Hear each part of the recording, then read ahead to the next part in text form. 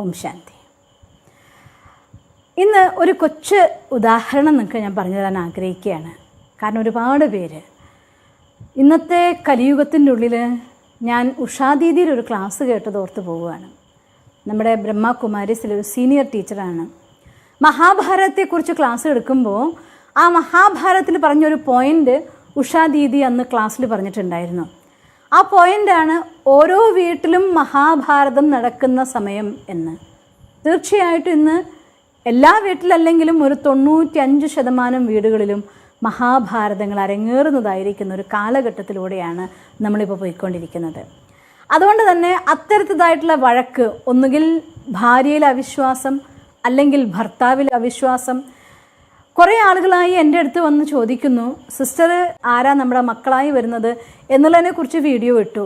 നമ്മുടെ ഭർത്താവായിട്ട് ആര് വരും, ഭാര്യയായിട്ട് ആര് വരും, എന്തുകൊണ്ട് മാതാപിതാക്കൾ മക്കളോട് സ്നേഹമില്ലാതെ പെരുമാറുന്നു, ഇത്തരത്തിൽ നിരവധി പരാതികൾ നിങ്ങളതിൻ്റെ കമൻസ് നോക്കിയാൽ അറിയാം. ആ വീഡിയോൻ്റെ അടിയിൽ ഇങ്ങനെയുള്ള നിരവധി ചോദ്യങ്ങൾ കുറച്ച് ദിവസങ്ങളായിട്ട് വന്നുകൊണ്ടേയിരിക്കുന്നുണ്ട്. ഒരാഴ്ചയായിട്ട് പൊതുവേ പലപ്പോഴും എൻ്റെ അടുത്ത് വോയിസ് മെസ്സേജിൽ പലരും സങ്കടങ്ങൾ ഇത്തരം പല കാര്യങ്ങളും റെഫർ ചെയ്യപ്പെടാറുണ്ട്. എന്നിരുന്നാലും ഈ കഴിഞ്ഞ ദിവസങ്ങളായിട്ട് ഒരുപാടാണ് ഈ ചോദ്യം എൻ്റെ അടുത്ത് വന്നുകൊണ്ടിരിക്കുന്നത്. അപ്പം അതുകൊണ്ട് ഇന്ന് തീർച്ചയായിട്ടും നിങ്ങൾക്ക് അതിനുള്ള ഉത്തരം തരാൻ ഞാൻ ആഗ്രഹിക്കുകയാണ്. ആര് തൻ്റെ ഭർത്താവായിട്ട് വരും, ഭാര്യയായിട്ട് വരും എന്നത് ഞാൻ പഠിച്ച് വായിച്ച് അറിഞ്ഞിടത്തോളം, മനസ്സിലാക്കിയെടുത്തോളം ആധാരത്തിൽ നിങ്ങൾ അത്രയും ക്ലോസസ്റ്റ് ആയിരിക്കുന്ന ഒരു കാർമിക് അക്കൗണ്ട് മുജ്ജന്മത്തിൽ ഏതെങ്കിലും ഒരു ആത്മാവായിട്ട് ഉണ്ടാക്കിയിട്ടുണ്ടെങ്കിൽ അവരാണ് നിങ്ങളുടെ ലൈഫ് പാർട്ട്ണറായിട്ട് നിങ്ങളുടെ ലൈഫിലേക്ക് വരാൻ പോകുന്നത്. അതുകൊണ്ടാണ് പലരും ഇഷ്ടപ്പെട്ടിട്ട് ഇനി 1 വർഷം 2 വർഷം 4 വർഷമൊക്കെ അത്രയധികം സ്നേഹിച്ചു, ഞങ്ങൾ രണ്ടുപേരും മനസ്സുകൊണ്ട് ഭാര്യ ഭർത്താക്കന്മാരായി കഴിഞ്ഞു, ഇനി ഞങ്ങൾക്ക് പിരിഞ്ഞൊരു ലൈഫില്ല എന്ന് നിശ്ചയിച്ചവർ പോലും ചില കൊച്ചു കൊച്ചു കാരണങ്ങൾ കൊണ്ട് വളരെയധികം അകന്നു പോവുകയും പിന്നെ ഒന്നുകിൽ ആൺകുട്ടി അല്ലെങ്കിൽ പെൺകുട്ടി നിന്നെ എനിക്കിനി കാണുക പോലും വേണ്ടാന്ന് പറയുന്നു. അവർ രണ്ടുപേരും 2 ജീവിതത്തിലേക്ക് വേറെ ആളുകൾ കല്യാണം കഴിച്ചങ്ങ് പോകുന്നത് നമുക്ക് കാണാം. അത്ഭുതം തോന്നിപ്പോൾ ഇവരുടെ ഈ ജോഡി പിരിയില്ല എന്ന് നമ്മൾ ഉറപ്പിച്ചതാണ്, അവർ വേറെ വഴിക്ക് പോയി എന്ന്. ഒരു കാരണമില്ലാതെ തന്നെ എന്തെങ്കിലും കൊച്ചു കാരണങ്ങൾ കൊണ്ട് അടുക്കുകയും പെട്ടെന്ന് വിവാഹിതരായി ഒന്നിച്ച് ജീവിച്ചു പോകുന്നവരെയും കാണാം. അറേഞ്ച്ഡ് മാരേജ് ആയിക്കൊണ്ട് ഒന്നിച്ചു പോകുന്നവരെയും കാണാം. വിവാഹം കഴിഞ്ഞു പക്ഷെ കുറച്ച് നാളുകൾക്ക് ശേഷം രണ്ടെന്ന് പിരിയുന്ന ആളെയും കാണാം. എന്തുകൊണ്ടാണെന്ന് വെച്ചാൽ കർമ്മത്തിൻ്റെ കണക്കുകൊണ്ട് ബന്ധിപ്പിക്കപ്പെട്ട സമയങ്ങൾ മാത്രമേ നിങ്ങൾക്ക് ഒന്നിച്ച് നിൽക്കാൻ പറ്റൂ.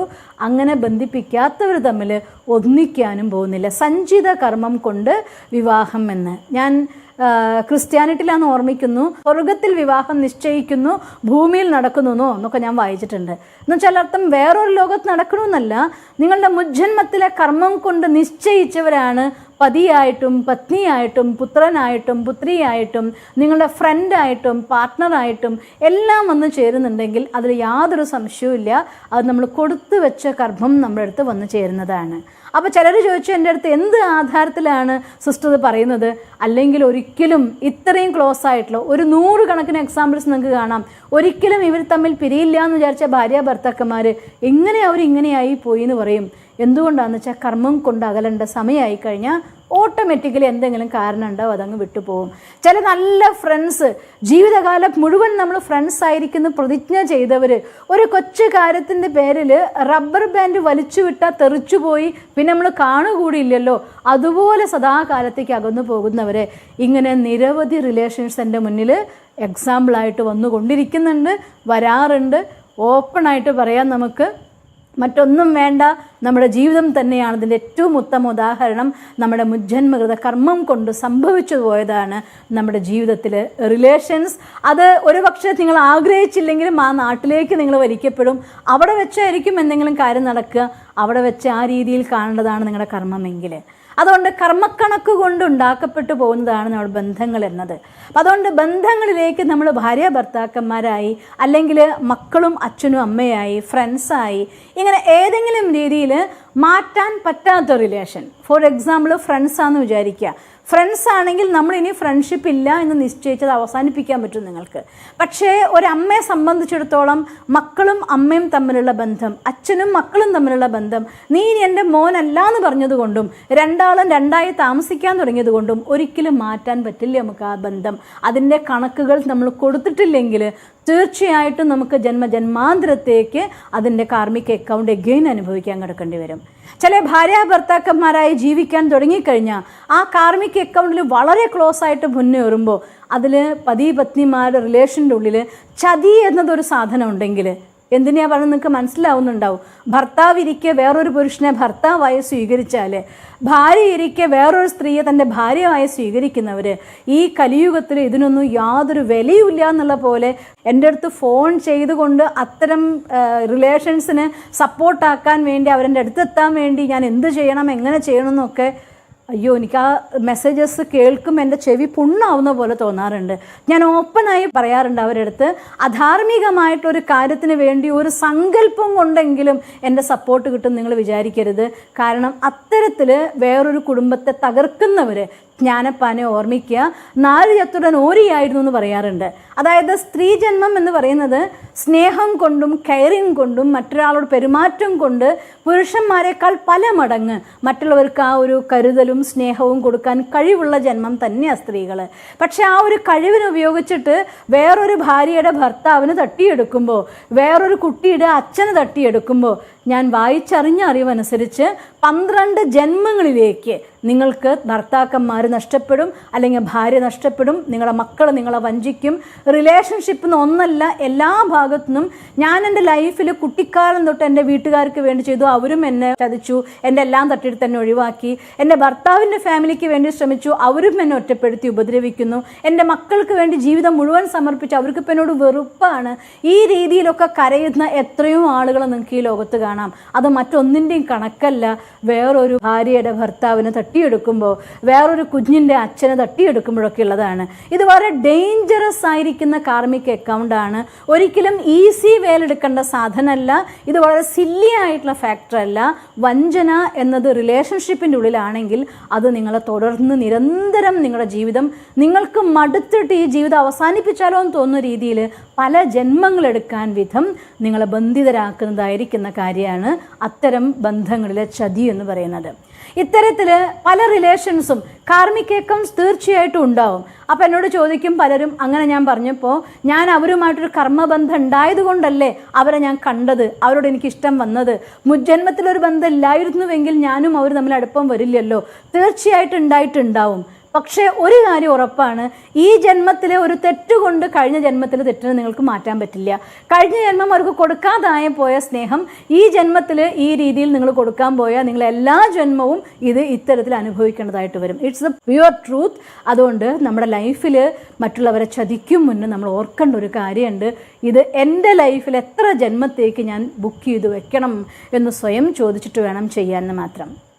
പിന്നെ ഇനി മറിച്ച് വേറൊരു ചോദ്യത്തിൻ്റെ ഉത്തരം, ഭാര്യ എന്നെ അകന്നു പോകുന്നു, അല്ലെങ്കിൽ എൻ്റെ ഭർത്താവ് എന്നെ വിട്ട് മറ്റൊരാളിലേക്ക് പോകുന്നു എന്ന ഫീൽ ഉണ്ടായാൽ ഞാൻ എന്ത് ചെയ്യണം? ആ ചോദ്യത്തിനുള്ള ഉത്തരവും അതും ഞാൻ പറഞ്ഞുതരികയാണ് നിങ്ങൾക്ക്.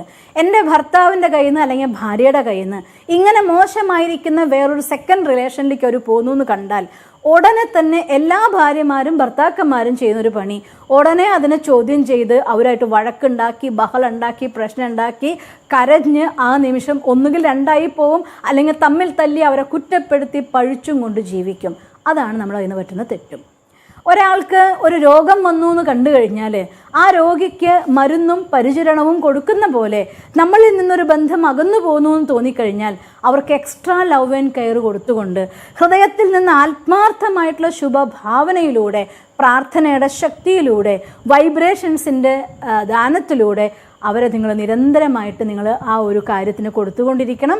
ഒപ്പം എങ്ങനെയാണ് നെഗറ്റീവ് അക്കൗണ്ട്സ് സെറ്റിൽ ചെയ്യേണ്ടത് എന്നൊരു വീഡിയോ ഞാൻ ഇട്ടിട്ടുണ്ട്. തീർച്ചയായും നിങ്ങളത് കാണണം. അത്തരം സന്ദർഭത്തിലവർ പ്രത്യേകിച്ചും അതിൽ പറയുന്ന പോലെ ആ മുജ്ജന്മത്തിലെ കർമ്മം എന്താണോ അതിന് മാപ്പ് ചോദിച്ചാൽ നിങ്ങളുടെ ഭർത്താവ് അല്ലെങ്കിൽ ഭാര്യ നിങ്ങളെ വിട്ടു പോകുന്നത് മാറിക്കൊണ്ട് നിങ്ങളുടെ ജീവിതത്തിലേക്ക് തിരിച്ചു വരും. അതിന് നിങ്ങൾ പ്രാക്ടിക്കലാക്കാൻ നോക്കണം. വേറൊരു കാര്യം കൂടെ ചെയ്യാനുണ്ട്. ഒരു റിലേഷൻ അത് നന്നായിട്ട് മുന്നോട്ട് പോകണമെങ്കിൽ, അത് ഏത് തന്നെ റിലേഷൻ ആണെങ്കിലും കേട്ടോ, ഞാൻ ഇത് എടുത്ത് പറയാൻ കാരണം എൻ്റെ അടുത്ത് പലരും ചോദിച്ചത് കൊണ്ടാണ്. അമ്മ എന്നോട് മോശമായിട്ട് പെരുമാറുന്നു, അല്ലെങ്കിൽ എൻ്റെ പാരൻസ് എനിക്ക് സപ്പോർട്ട് തരുന്നില്ല, ഇങ്ങനെ ഏതെങ്കിലും ഒരു റിലേഷൻ്റെ പേരിൽ നമ്മൾ ദുഃഖിക്കുന്നുണ്ടെങ്കിൽ ഒരു കാര്യം മനസ്സിലാക്കുക, നമ്മുടെ മുജ്ജന്മത്തിൻ്റെ കർമ്മം കൊണ്ട് സംഭവിക്കുന്നതാണ്. അതിൽ നിന്ന് മാറിക്കൊണ്ട് നമുക്ക് നല്ല ഒരു അവസ്ഥ വരണമെന്നുണ്ടെങ്കിൽ എങ്ങനെയാണ് നമ്മൾ അതിന് സൊല്യൂഷൻ കണ്ടെത്തേണ്ടത്? അത് ഞാൻ നിങ്ങൾക്ക് ഒരു ചെറിയ ഉദാഹരണത്തിലൂടെ പറഞ്ഞുതരാൻ ആഗ്രഹിക്കുകയാണ്. ഒരു സന്യാസിയുടെ ആശ്രമത്തിലേക്ക് ഒരു ഗൃഹസ്ഥി ഇതുപോലെ തന്നെ വന്ന് തൻ്റെ പരാതി പറയുക. എൻ്റെ ഭാര്യ ഞാൻ പറഞ്ഞാൽ കേൾക്കില്ല, എൻ്റെ പണിക്കാരൻ ഞാൻ പറഞ്ഞാൽ കേൾക്കില്ല, എൻ്റെ മക്കൾക്ക് എന്നോട് ഒരു വിലയുമില്ല. അങ്ങനെ അയാൾ എല്ലാവിധ പരാതികളും പറഞ്ഞു കഴിഞ്ഞപ്പോൾ അദ്ദേഹം, ആ സന്യാസി, തൻ്റെ ആശ്രമത്തിൽ നിന്ന് തൻ്റെ പത്നിയെ വിളിച്ചു പറയുകയാണ്. പത്നിയുടെ പേരെടുത്ത് വിളിച്ചിട്ട്, നീ ഒരു കാര്യം ചെയ്യോ, ഒരു വിളക്ക് കൊളുത്തി കൊണ്ടുപോവാ, എനിക്ക് കാണുന്നില്ല ഒന്നെന്ന് പറയുകയാണ്. അപ്പോൾ ഒരു റാന്തൽ കൊളുത്തി അദ്ദേഹത്തിൻ്റെ പത്നി ആ റാന്തൽ വിളക്ക് അദ്ദേഹത്തിൻ്റെ കയ്യിൽ കൊണ്ടുവന്ന് കൊടുത്തു. അദ്ദേഹം അടുത്തത് വെച്ചു. ഈ ഗൃഹസ്ഥി വിചാരിക്കുകയാണ്, ഇയാൾ എന്ത് ഭ്രാന്തായി പറയുന്നത്, നട്ടുച്ച നേരത്ത് കണ്ണ് കാണാനില്ല എന്ന് പറഞ്ഞുകൊണ്ട് വിളക്ക് കത്തിച്ചു കൊണ്ടുപോകാൻ പറയുന്നു, ഭാര്യ ഒന്നും മിണ്ടാതെ അത് കത്തിച്ചു കൊണ്ടുകൊടുക്കുകയും ചെയ്യുന്നു. ഇത് പറ്റിയ പത്നി എന്നെയെന്ന് വിചാരിച്ചു. അത് കഴിഞ്ഞ് കുറച്ച് നേരം കഴിഞ്ഞപ്പോൾ ഇയാൾ വിളിച്ച് പറയുകയാണ്, അകത്തുനിന്ന് എന്തെങ്കിലും കുറച്ച് മധുരം കൊണ്ട് തരുമെന്ന് പറയുകയാണ്.